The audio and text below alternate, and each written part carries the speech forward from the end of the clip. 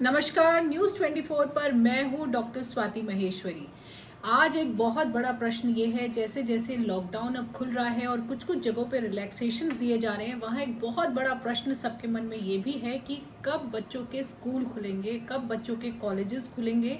इस पर भी एक काफ़ी ज़्यादा बड़ा सवाल लगा हुआ है और सब लोग ये बात सोच रहे हैं कि कब तक इस तरह से होगा कि हम इन सबको खुलते हुए देख पाएँ।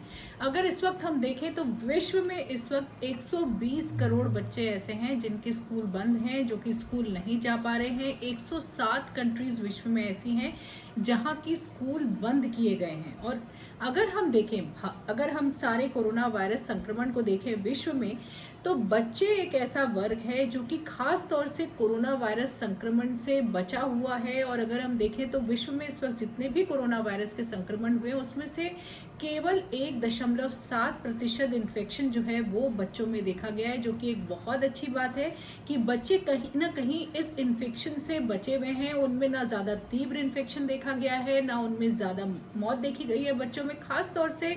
और ये संक्रमण भी उन बच्चों में अभी तक भी ज़्यादा देखा गया है जो पहले से किसी न किसी बीमारी से पीड़ित थे। अगर किसी को लंग्स का इन्फेक्शन था, हार्ट की प्रॉब्लम्स थी, या जो बच्चे बहुत सारे इम्यूनो कॉम्प्रोमाइज्ड होते हैं, उनमें ज़्यादा इन्फेक्शन देखा गया और कुछ बच्चों में हमने मृत्यु भी देखी है। लेकिन अगर ओवरऑल हम देखें तो बच्चे ज़्यादातर सुरक्षित ही रहे हैं कोरोना वायरस संक्रमण से। ऐसे में कई सारे देश हैं जो स्कूल दोबारा खोलने के बारे में सोच रहे हैं और उनमें से डेनमार्क और जर्मनी ने ऑलरेडी स्कूल्स खोल दिए हैं।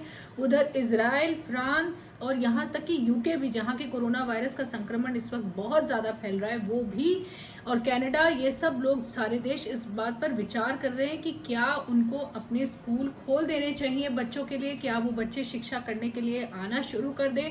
तो इस बात पर काफ़ी विचार चल रहा है। लेकिन उधर ही कुछ ऐसी स्टडीज़ भी आई हैं जो ये कहती हैं कि ऐसा नहीं करना चाहिए।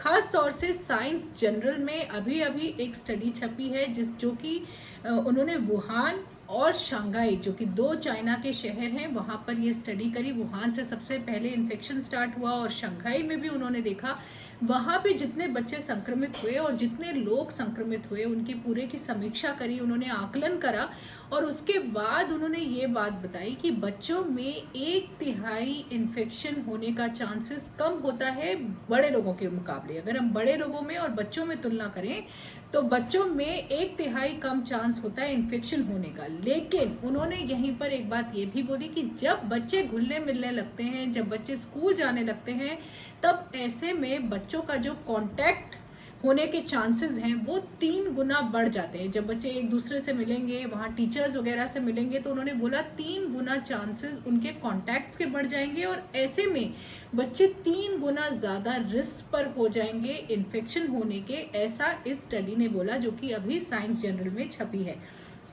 खास तौर से उन्होंने ये बात करी है जो छोटे बच्चों से लेकर के 14 साल तक के बच्चों के लिए उन्होंने ये बात बोली। इसके साथ साथ उन्होंने ये बात भी बोली कि बच्चों में ज़्यादातर इन्फेक्शन होते हुए भी बच्चों में उसके संक्रमण के लक्षण नहीं दिखते हैं, वो एसिम्प्टोमेटिक रहते हैं बच्चे ज़्यादातर। लेकिन उनमें वायरल लोड जो है, यानी कि जो वायरस की मात्रा होती है वो अच्छी खासी होती है और वो दूसरों को संक्रमित कर सकते हैं, बच्चे भी दूसरों को संक्रमित कर सकते हैं, ऐसा उन्होंने बोला।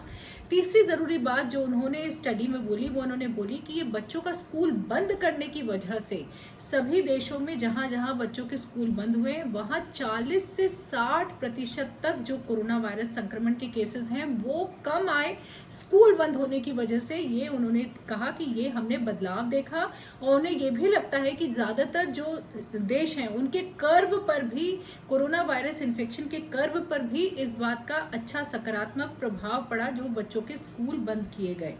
उधर एक और इसी तरह की स्टडी हुई है जो कि जर्मनी में हुई है, जो कि क्रिश्चियन ड्रॉस्टन ने करी है, जो कि काफ़ी मशहूर वहाँ के एपिडेमियोलॉजिस्ट हैं। उन्होंने 60,000 कोरोना वायरस के केसेस को स्टडी किया जिसमें बच्चे भी थे, बड़े भी थे, बुजुर्ग भी थे। और उन्होंने एक ज़रूरी बात यहाँ ये बोली कि बच्चों में भी उतना ही वायरल लोड होता है जितना कि बड़ों में होता है, यानी कि जितना एक बड़ा व्यक्ति दूसरों को संक्रमित करने का सक्षमता रखता है उतनी ही बच्चों में भी होती है। और इसलिए उन्होंने आगाह किया है कि डे केयर सेंटर्स और स्कूल्स अभी नहीं खोलने चाहिए, ऐसा उन्होंने कहा। उन्होंने बोला अभी कुछ और समय के लिए रुकना चाहिए और इनको नहीं खोलना चाहिए।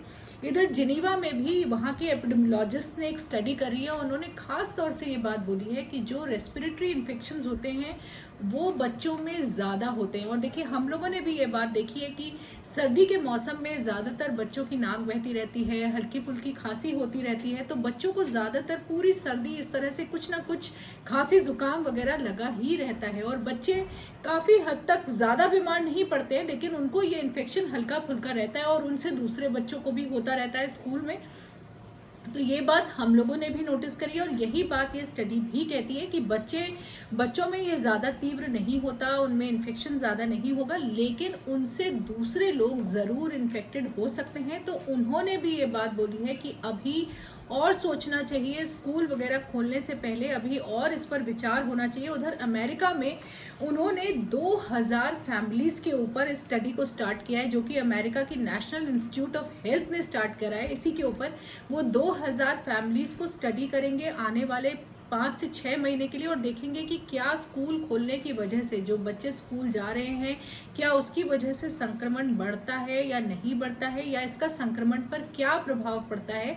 और इस तरह की कई और स्टडीज़ पूरे विश्व में यूरोपियन कंट्रीज़ वगैरह में स्टार्ट की जा रही है, क्योंकि काफ़ी सारा शोध इसके ऊपर किया जा रहा है। उधर डेनमार्क ने एक स्टडी करी तो उन्होंने देखा कि नहीं, बच्चों की वजह से कोरोना वायरस संक्रमण इतना नहीं फैलता है और इसीलिए डेनमार्क ने अपने स्कूल खोल दिए हैं। लेकिन अभी सभी कंट्रीज जहां स्कूल खोल भी रही हैं तो वहां पर वो बहुत कम बच्चों को अभी अंदर आने दे रहे हैं। बच्चे कितने अंदर स्कूल में आएंगे उसको रेगुलेट कर रहे हैं ताकि बहुत ज़्यादा भीड़ अंदर ना हो। वो ये भी कोशिश कर रहे हैं कि स्कूल सारे दिन का ना हो, कुछ कम समय के लिए स्कूल हो। और ये भी कोशिश की जा रही है कि बच्चे जल्दी जल्दी वहाँ पर अपने हाथ धोएं, एक दूसरे के पास ना बैठें। और शायद कुछ तस्वीरें आपने भी देखी होंगी जो इंटरनेट वगैरह पे आ रही थी, जहाँ बच्चों के सर पे हांगकांग में या शायद जापान में वहाँ पर उन्होंने इस तरह के लंबे लंबे तख्ते लगा दिए थे उनकी कैप में ऊपर, जिससे बच्चों में सोशल डिस्टेंसिंग मेंटेन रहे। तो कई तरह के मेरे ख्याल से इनोवेटिव तरीके भी ढूंढे जा रहे हैं ताकि बच्चे एक दूसरे के ज़्यादा पास ना आए और सोशल डिस्टेंसिंग को मेंटेन करें। लेकिन अगर अभी हम स्टडीज़ को देखें तो ज़्यादातर स्टडीज़ का यही मानना है कि अभी स्कूल्स नहीं खोलने चाहिए। बच्चे खास तौर से एक रिस्क पर भी आ जाएंगे इन्फेक्शन के और उनसे संक्रमण फैलने के चांसेस भी बढ़ते हैं। तो फिलहाल के लिए अभी यही माना जा रहा है जब तक कि और स्टडीज सामने नहीं आती। और अभी भारत में भी कब स्कूल्स खुलेंगे ऐसा कहना अभी मुश्किल है, लेकिन इन स्टडीज को नज़र में रखते हुए लगता है कि अभी थोड़ा समय लगेगा भारत में स्कूल्स और कॉलेजेस को खुलने में। बाकी न्यूज़ 24 की तरफ से अब आपको नमस्कार।